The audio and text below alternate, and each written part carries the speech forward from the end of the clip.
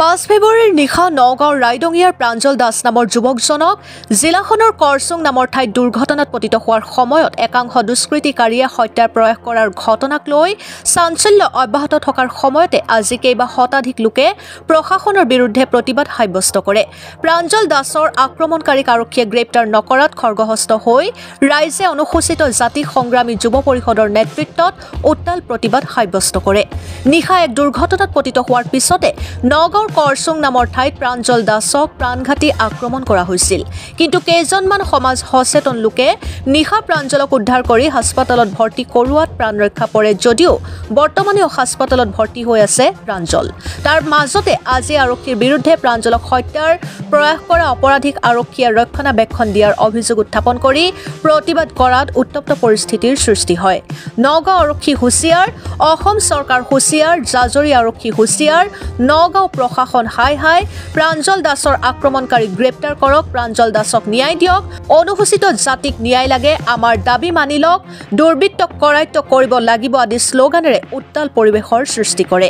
প্ৰতিবাদকাৰীয়ে যদি শীঘ্ৰে প্ৰাঞ্জল দাসৰ আক্ৰমণকাৰীক গ্ৰেপ্তাৰ কৰা নহয় তেন্তে শীঘ্ৰেই জংগী আন্দোলন হাতত লোৱাৰ হুংকাৰ প্ৰদান কৰে।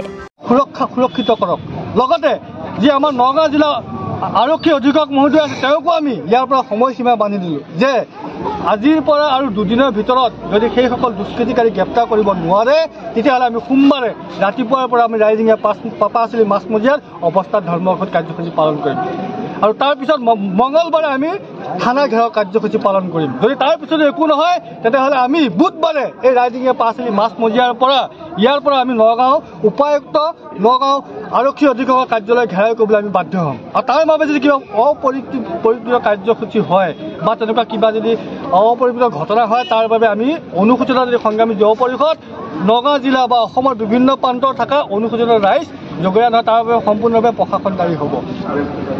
নহয় তেনে আমিও নাৰীসকল আছোঁ, আমাৰ নাৰী সংগঠন আছে, নাৰী শক্তিও কম নহয়। গতিকে আমি নাৰীসকলো একেমুখে ওলাই আহিম। আমি পুলিচ প্ৰশাসনকো গৰিহণা জনাইছোঁ কিয় আজিলৈকে একো উচিত ব্যৱস্থা ল'ব পৰা নাই, যে কি কাৰণে আজি পুলিচে আহি পেলাই এই ল'ৰাকেইজনক একো কৰিব পৰা নাই। আমাৰ সন্তান আছে, আমাৰ সন্তানৰ কাৰণেও ভয় লাগিছে। আজি এটা নহয় দুটা, আজি দুই তিনিদিনৰ আগত আমাৰ এই ল'ৰা এটা আমাৰ SC কাষ্টৰ হোৱাৰ কাৰণে সেই ল'ৰাটোৰ ওপৰতো অত্যাচাৰ চলাবলৈ চেষ্টা কৰিছিল আৰু প্ৰাঞ্জল দাসৰ আজি এইটো অৱস্থা। গতিকে আৰু যাতে 3 নম্বৰবাৰ এনেকুৱা নহয় তাৰ কাৰণেও সকীয়াই দিছোঁ।